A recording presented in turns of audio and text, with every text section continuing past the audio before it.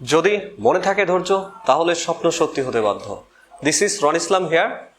Welcome to our Hexa online college.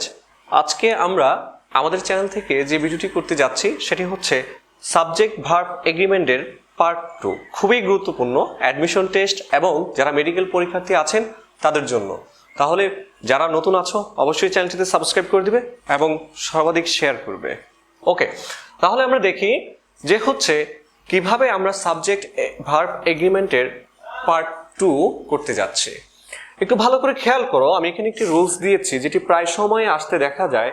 তো হচ্ছে সাবজেক্টের পর প্রথমটির কথা বলছি, সাবজেক্টের পর যখন either dash dash or, neither dash dash nor, not only dash but also এগুলো থাকে, তখন আমরা ধরতে পারি না যে আমি কি এই সাবজেক্ট অনুসারে ভার্ব ধরবো নাকি আমার এই সাবজেক্ট অনুসারে ভার্বকে ইউজ করব।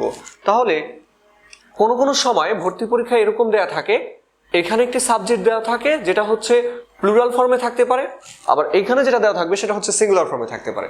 তখন কিন্তু শিক্ষার্থীদের মাথা গুলিয়ে যায় যে আমি দুইটা সাবজেক্ট দেখতে পাচ্ছি, একটা সিঙ্গুলার একটা প্লুরাল, তাহলে আমি ভার্ব ধরবো কোনটা, ঠিক না? তো সেটাই দেখো, যদি এরকম থাকে এদার ড্যাশ ড্যাশ নর, neither dash dash nor, not only dash dash but also, তখন আমরা কোন সাবজেক্ট অনুসারে ভার্ব ধরব। এই দেখো আমি এখানে একটি রেখা দিয়ে দিয়েছি। তো এই যে অর, নর, বাট অলসো, ঠিক এই কয়েকটা জিনিসের পর আমার হচ্ছে ডান পাশের গুলো, ঠিক আছে, ডান পাশের অর, নর, বাট অলসো এগুলোর পর যে সাবজেক্টটা থাকবে সেই সাবজেক্ট অনুযায়ী হচ্ছে আমরা ভার্বটাকে বসিয়ে দিব। তো এখন এই ভার্বটা হচ্ছে সাবজেক্টটা যদি হচ্ছে আমার সিঙ্গুলার হয় তাহলে এখানে ভার্বটাও আমার সিঙ্গুলার ইউজ করতে হবে। সাবজেক্টটা যদি এখানে প্লুরাল হয় তাহলে এইখানেও আমার ভার্বটা প্লুরাল করতে হবে। তো একটা উদাহরণের মাধ্যমে আমরা যদি দেখি, দেখো নেইদার দ্য মুন নর, এই দেখো আমরা নরটা পেয়ে গিয়েছি, এই হচ্ছে নর। তাহলে এখন আমরা কি করব, এই নরের পর যে সাবজেক্ট আছে সে অনুযায়ী ভার্ব ধরবো। দেখো আমি কিন্তু এই সাবজেক্ট অনুযায়ী ভার্ব ধরিনি, যেমন নেইদার দ্য মুন, এই যে এখানেও কিন্তু একটা সাবজেক্ট দেয়া আছে, কিন্তু এটা কিন্তু আমি কি করব, এটা আমি গণনা করব না।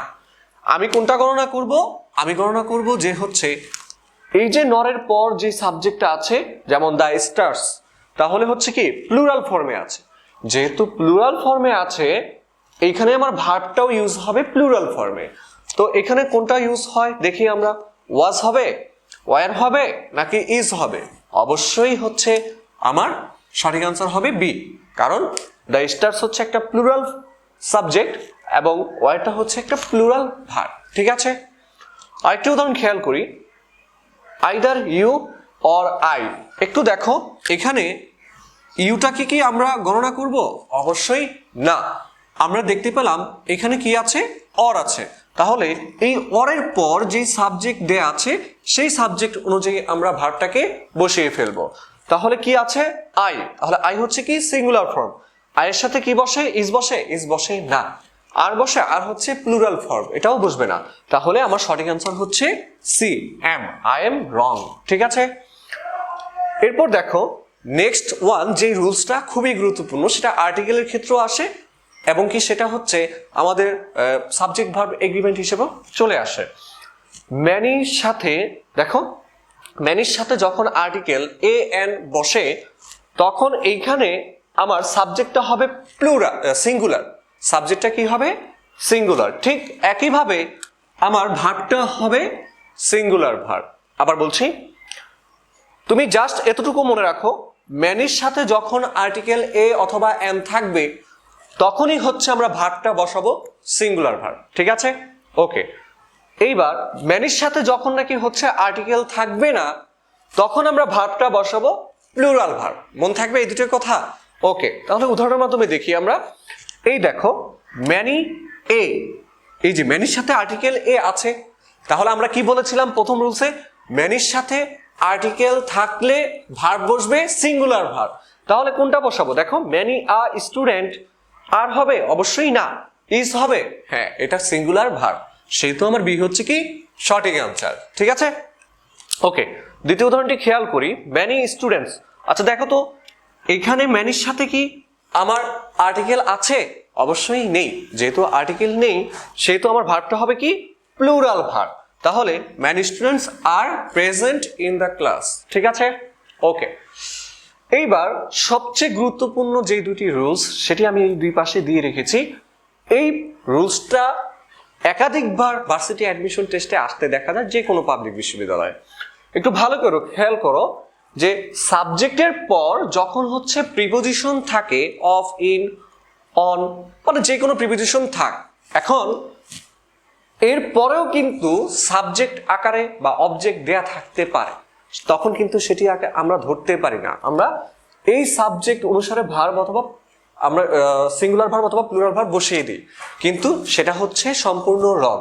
কারণ প্রিপোজিশনের আগে যেই সাবজেক্ট থাকবে সেই সাবজেক্ট অনুযায়ী আমাকে সিঙ্গুলার ভার্ব আর না হয় প্লুরাল ভার্ব ইউজ করতে হবে। আবার বলছি কথাটা, প্রিপোজিশনের আগে যেই সাবজেক্ট থাকবে সেই সাবজেক্ট অনুসারে আমরা, সাবজেক্ট যদি সিঙ্গুলার হয় তাহলে আমরা ভার্বটাও সিঙ্গুলার ইউজ করব, আর সাবজেক্ট যদি আমার প্লুরাল হয় তাহলে আমরা প্লুরাল ভার্ব ইউজ করব।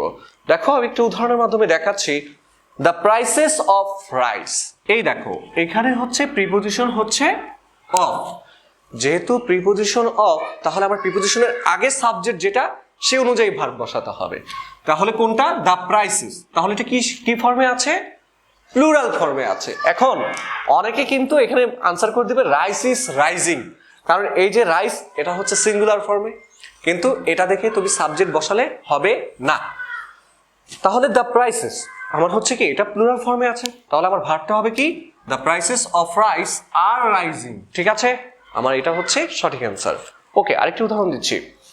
দ্য লিস্ট অফ আইটেমস, আচ্ছা এখন অনেকেই হচ্ছে এই আইটেমস দেখে তারা প্লুরাল ভার্ব ইউজ করবে, কিন্তু এটা হচ্ছে সম্পূর্ণ ভুল। দেখো আমার প্রিপোজিশন কি আছে এখানে? অফ দেয়া আছে, যেহেতু অফ দেয়া আছে তার আগে আমার সাবজেক্টটা খুঁজতে হবে।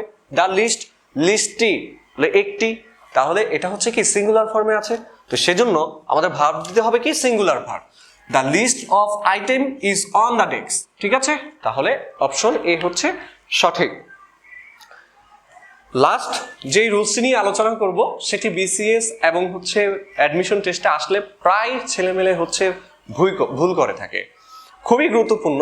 আমরা জানি সর্বদাই হচ্ছে, একটু আগে বলেছিলাম আয়ের সাথে এম বসে, কিন্তু আই দ্বারা যদি আমি না বুঝিয়ে সিম্বল, ভাওয়েল অথবা লেটারকে বুঝায় বা নির্দেশ করে, তখন সেক্ষেত্রে আমার ভার্বটা হয় ইজ, আর যদি ইজ ভার্বটা না বসে তাহলে সেখানে আমার কোনো ভার্বের সাথে এস অথবা ই এর যুক্ত হবে। ঠিক আছে, আবার বলছি, আই দ্বারা আমি না বুঝিয়ে যদি সিম্বল, লেটার আর হচ্ছে ভাওয়েলকে নির্দেশ করে, তখন হচ্ছে সেখানে এম বসবে না, কি বসবে? সেখানে ইজ বসবে, আর না হয় ভার্বের সাথে এস ইএস যুক্ত হবে। আমরা জানি ভার্বের সাথে এস ইএস যুক্ত হলে তখন সেটাকে বলি আমরা সিঙ্গুলার ভার্ব। ঠিক আছে, ওকে। এখানে খেয়াল করো এই সবগুলোই হচ্ছে আমার ভার্সিটি অ্যাডমিশন টেস্টে এসেছে এবং বিসিএস এসেছে। তো I dash the 9th letter of English alphabet. আচ্ছা দেখো তো, আই হচ্ছে আমার 9ম আলফাবেট, কার? ইংলিশের, ঠিক না? আচ্ছা, তাহলে এখানে কি আই দ্বারা আমি যদি বলি I am the 9th letter of English alphabet, আমি হই কি ইংলিশ আলফাবেটের 9তম লেটার, হবে এটা? এটা হবে না। তাহলে আমার হচ্ছে কি এখানে আইটা সে নিজেই হচ্ছে একটা 9ম লেটার ইংলিশ আলফাবেটের, তো সেই জন্য আমার এখানে এমটা বসবে না, সেখানে কি হবে? Is. I is the 9th letter of English alphabet. ঠিক আছে, এরপর খেয়াল করো দ্বিতীয় উদাহরণটি, আই ড্যাশ এ ভাওয়েল।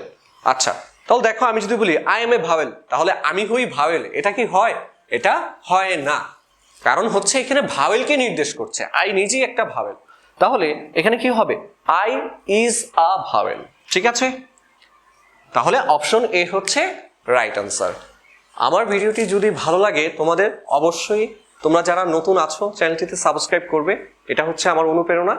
আর হচ্ছে তোমাদের কেমন লাগে ভিডিওটি সেগুলো অবশ্যই কমেন্টের মাধ্যমে জানাবে।